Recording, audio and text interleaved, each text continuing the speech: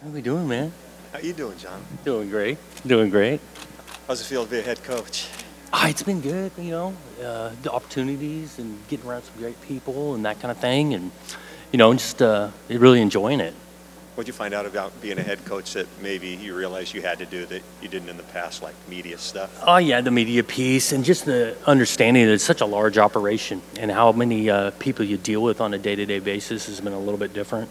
I kind of came in with all eyes wide open, not doing it before, knew I was going to learn a ton and experience it, so kind of expecting the unexpected. And going back home, I mean, that's where you played college ball. Some of your old haunts still there? You still? Oh yeah. Some of the watering holes is still there, and some of the people had been there a long time, and even back to when I was there. So the place is a great place with great people, and that hadn't changed.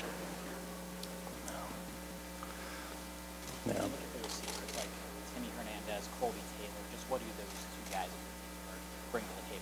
I thought both Timmy and Colby had great spring practices. I was impressive with their understanding of the game. They were created and makes the plays, but also just the understanding of how to get open, when to get open is important.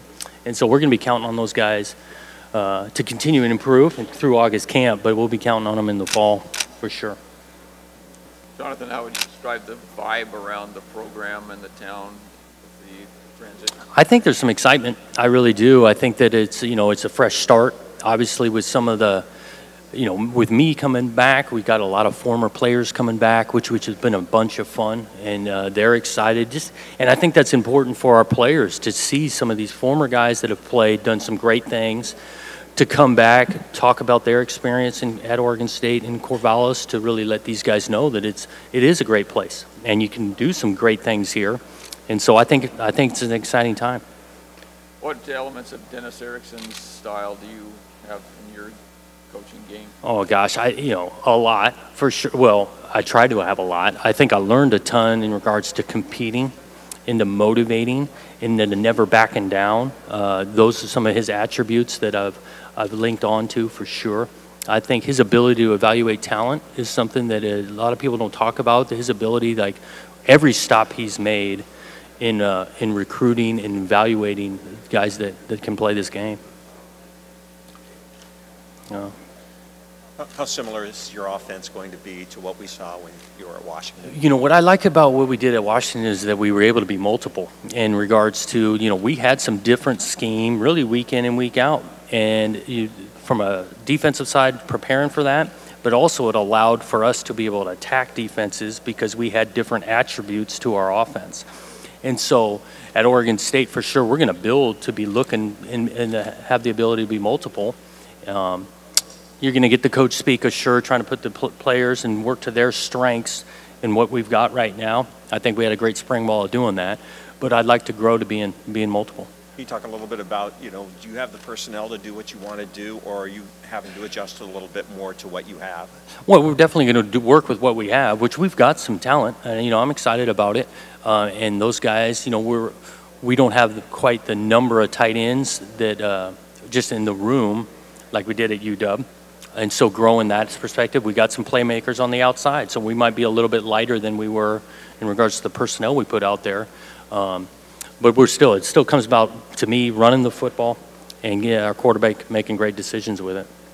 Can't force culture, but you've seen good culture built. How do you do that from this point? I think it's important to work at it on a daily basis. You don't just kind of talk about it and then have a team meeting 2 months later and talk about it again. I think it's a day-to-day process. I think you point out when it's going well, you point it out when it's not right, and it's lower than the standard. And so I think culture in that process is a day-to-day thing, and we're working at it. You don't play Utah this year, but what made them a difficult opponent for you at Washington? Utah, their physicality for sure, especially on the defensive side. Those guys run a scheme that is sound, and those guys are physical. They challenge you a lot defensively. They're not scared to pressure, not scared to play man coverage. And then it really starts with those guys at the defensive front. They've always had good D linemen, and that makes it problems in the run game, putting pressure on the quarterback. All those things make it tough. What were your first impressions of Hamilcar Rashed on the defensive side of the ball? I liked it, for his size, I liked his athleticism. First impression. He's a good-looking kid and all those things, but his athleticism to run around He's not shy. He can play physical. Really, I was impressed to watch his effort on special teams. You know, some of these guys that are pretty good players, probably starters, they don't play a ton of special teams. Well, that guy's all about special teams play. So we're expecting big things from him. Coach, can you talk about Brian Lindgren and what you liked about him when you went to hire him and what he's brought to your team? Yeah, Brian, I've liked him for a long time. We've known each other for a long time. Always respected his ability to game plan. You know, in this league, coaches steal ideas all the time. Well, he was one of the guys we would be a go-to of watching his tape on what they're doing. I thought he always did a good job with the quarterback in regards to, you know, working to their strengths. And so I felt fortunate to have him come aboard. And I thought it was important, too, to his experience in this league of calling plays. Like, you know, I didn't want to bring a guy in to hand off the offense to, and he's going to call the plays. If he really hadn't done it and done it at a high level, I mean, we're calling plays against each other in the Pac-12 championship. So really fired up to have him. And how much has he brought to your team? And what has he done with the quarterback so far? Yeah, I thought he did a great job in the spring because it was important to start him at a foundational level of learning. New scheme, new terminology, new fundamentals on drops and how you're carrying it. And so I thought he brought a ton to that quarterback room to start. I think he's been awesome in the summer of having a plan for them on what they're learning, what they're studying. And so I feel like that position's in good hands. The expectations, I think, are pretty moderate with the fan base. But what do you want to see early? I want to see these guys competing, and I want to see them improving. I really do. I don't want to shy away from anything, you know, week in and week out, because I get it. At the end of the day, it's about winning football games. I think it's important to get the foundation right and to be able to build some things off of that. But I want to see them competing for 60 minutes, and I want to see them improving and really working to improve from game 1 to game 12. Those two things really I want to see. Nearly half the teams in this league have new head coaches this year. What do you anticipate being the impact of that on the way Pac-12 does business, the style of play, all that kind of stuff? You know, I'm not totally certain. Just being one of the new guys, I do think it's an impressive group of coaches, and I think it's an impressive group in their records and their track records of winning games, championships, the development of players. And so I think we've got some great personalities that can sell this conference, because there's a bunch of good coaches right now in this league to make it competitive. And then the players itself. I mean, it's a track record of a league that phenomenal players have come in here and gone on doing great things. So I'm just excited to be a part of it. Jonathan, do you remember the conversation you had with Coach B when you said, hey, I got the job, I'm going, I'm leaving, and kind of what his words were for you then? You know, I do. Obviously, we did talk when I was leaving. I think it was pretty brief in regards to just letting him know how appreciative I was of the opportunities he's had for me the last 6 years, learned a ton and all those things. A couple of small pieces of advice, but nothing earth-shattering. And it's not like the relationship has ended. You know, we've talked and we see each other and those things, and hopefully we'll see each other for a long time being in the Pac-12 North. Coach Peterson talked about, he said he still feels like they're building. They haven't arrived yet. You've been there for some build. How hard is that to? Building's tough, yeah, and I lived it there. And I think you're always kind of building. I don't know if you've ever completely arrived. I'd agree with that, and you know, and so. And I think you got to enjoy that part. It's not easy. It is going to be hard. Building's tough. This league's tough. But enjoying that process of that challenge, that's why I keep going back. How I'm excited to be doing it. Can you keep that enthusiasm in the locker room if you're not getting a result? That's not easy. It's not. But you got to work at it, and you got to continue to sell the message and continue and improve. But yeah, at the end of the day, the thing is about winning and finding ways to win games, and that's definitely a huge piece of building. Jonathan, with all the team went through last year, and obviously their last game, they lost 69-10 at Oregon. Did you have to build guys' morales up when you got there, or how did you find the I was aware of that. That was an unbelievable experience, such a unique experience for those kids that last year that I didn't dwell on that, didn't talk about it a lot, but I definitely think that there was things to learn from. Because that team was in some games. Shoot, they're playing us. They're right in that game. And so there's some things to learn from. I wanted to come in with a message of, like, I've experienced it here. I've sat in those seats. I've gone through a coaching change when I was a player. It's been done before. We can do it again.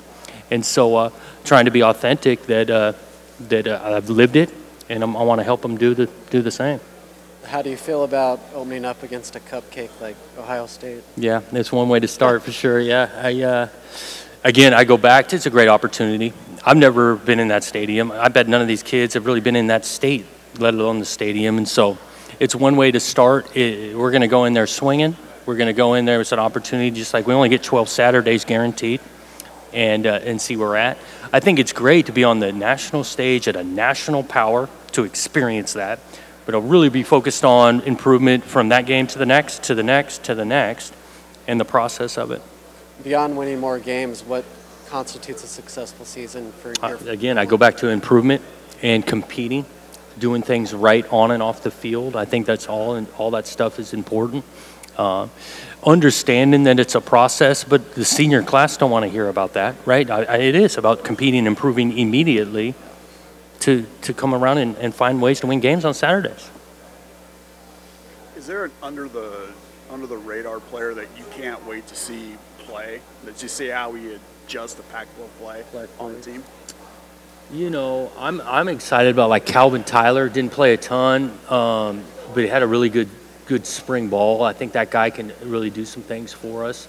I'm excited about the quarterback position. You know, we got a couple of guys that have played some, and to be able to see those guys come out and do some things and again improve from week 1 to week 12. I think those guys stand out.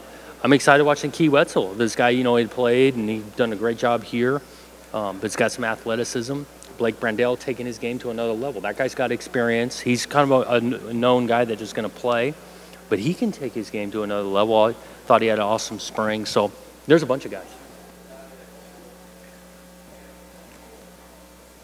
The offensive line got kind of beat up last year. Do you see seen some confidence from them? I thought they grew. Yeah, I thought that was a mature group because there's a decent amount of guys that have played. I think our O-line coach has done a great job in regards to creating competition, moving guys around, because ultimately you're trying to play the best 5 guys. But that group was pretty steady for us in the spring. One of our strengths on offense in the spring, and so I think that group can do some things for us. I don't know if you've been asked this, but are you going to do most of the play calling? You know, I'm not.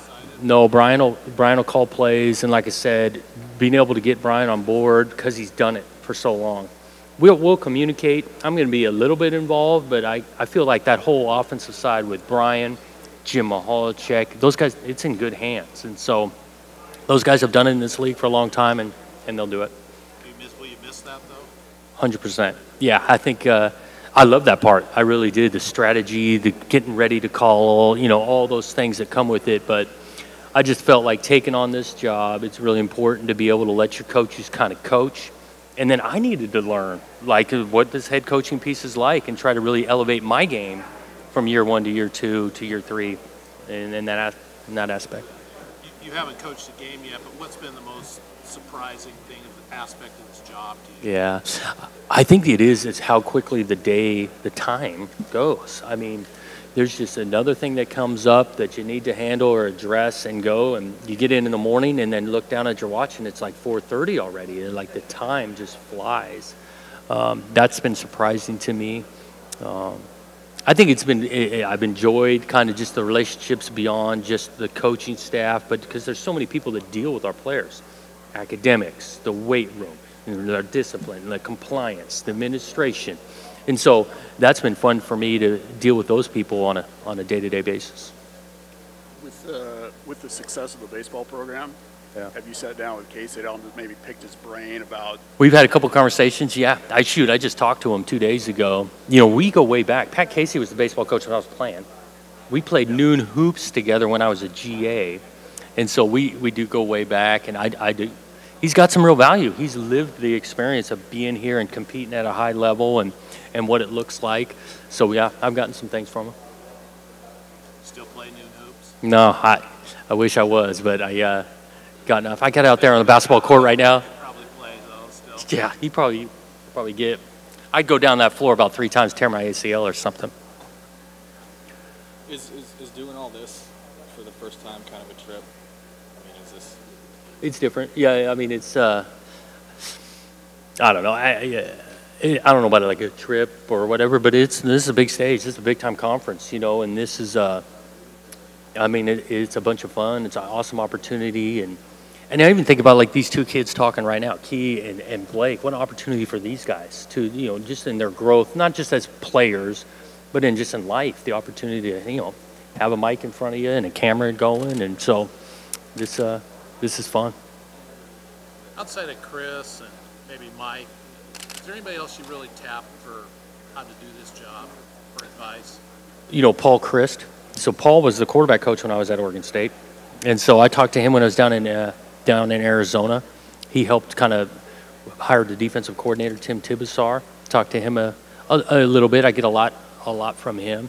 You know, I've just been around some other coaches for sure. Dennis Erickson and Nick Holtz at Purdue right now. He gave me my first job, and you know, I've had a lot of different influences. Best piece of advice was?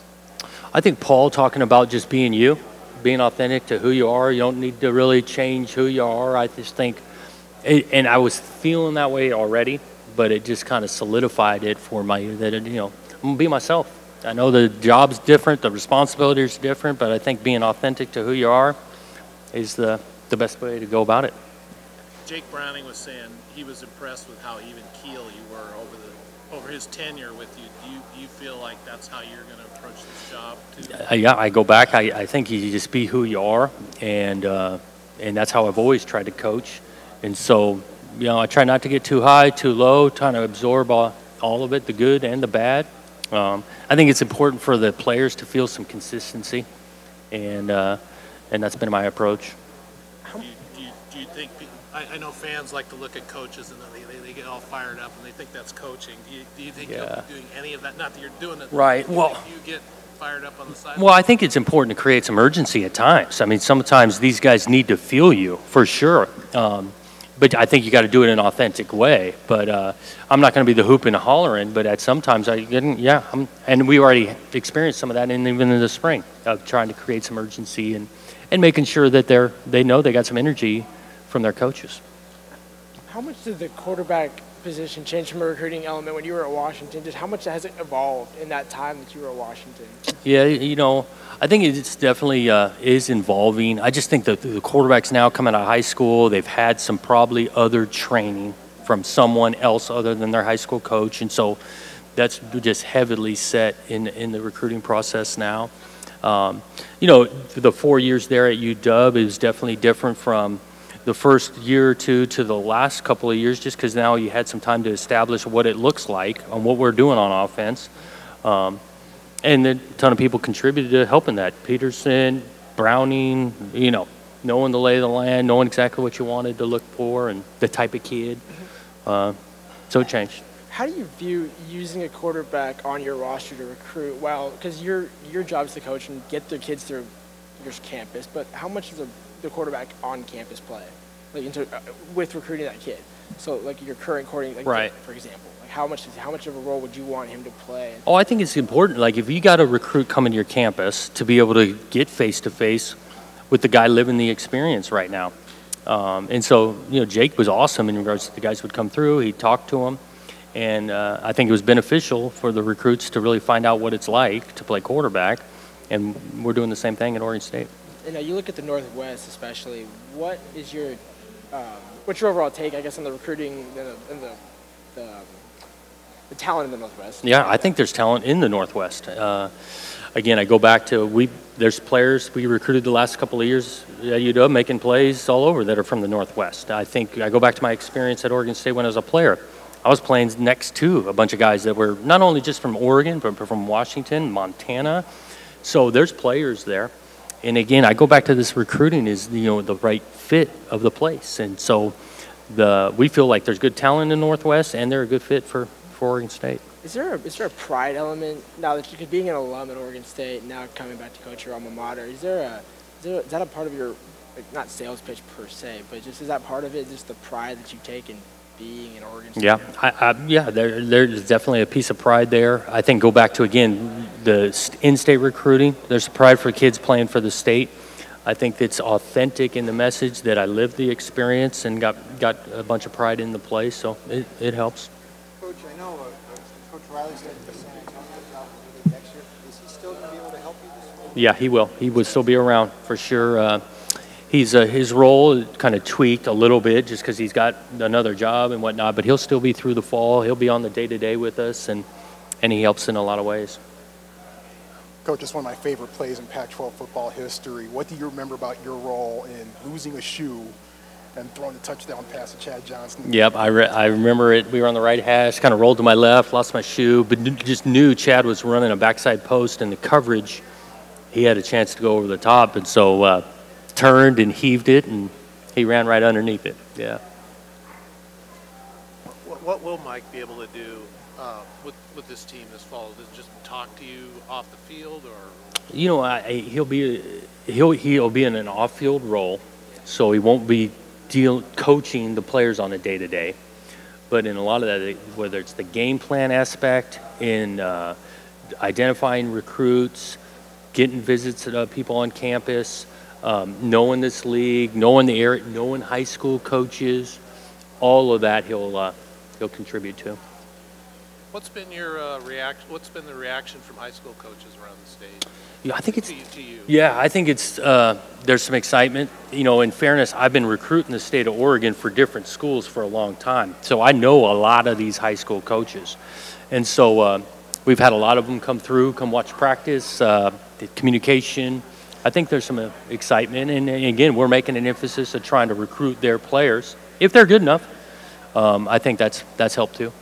Coach, Timmy Hernandez, junior college defensive back, relatively unrecruited, comes out and he's just had a big impact at Oregon State. What are you hoping to see from him this year, and what impact does he make just on the team in general? Well, I think he makes a huge impact, not just by the plays he makes, but the type of guy he is, leadership role. I actually think even his DB experience helps him at receiver a little bit.